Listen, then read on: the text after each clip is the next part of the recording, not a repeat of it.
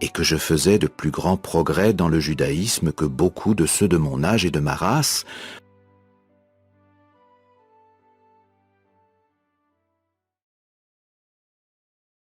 Une des leçons que nous enseigne l'exemple de Paul est que nous ne devons pas compter sur nos propres forces ou capacités dans notre service pour Jéhovah. Paul était d'ailleurs très instruit. Il avait été enseigné par Gamaliel, un des chefs juifs les plus respectés de son époque.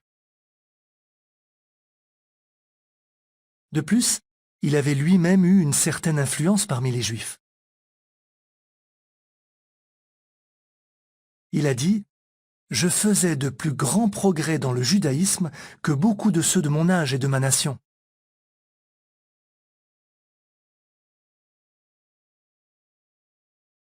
Mais il ne comptait pas sur lui-même. Paul a volontiers renoncé aux choses qui, du point de vue du monde, faisaient de lui quelqu'un de puissant. En fait, il en est venu à considérer les avantages apparents qu'il avait eus comme un tas de déchets. Nous lisons en Philippiens 3, verset 8, « Je considère même que toutes choses sont une perte en raison de la valeur extraordinaire de la connaissance de Christ Jésus, mon Seigneur. Pour lui, j'ai accepté la perte de toutes choses et je les considère comme un tas de déchets afin de gagner Christ. » Comme Paul s'est converti au christianisme, il a rencontré de nombreuses difficultés. Il a été haï par des gens de son peuple.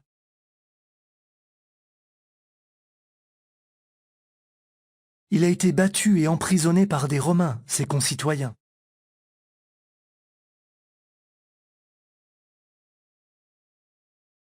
Et il a pris douloureusement conscience de ses limites. Mais plutôt que de laisser ses opposants ou son imperfection le paralyser, il était content d'avoir des faiblesses. Pourquoi? Parce que c'était quand il était faible qu'il voyait la puissance de Dieu agir sur lui. 2 Corinthiens 12, verset 10.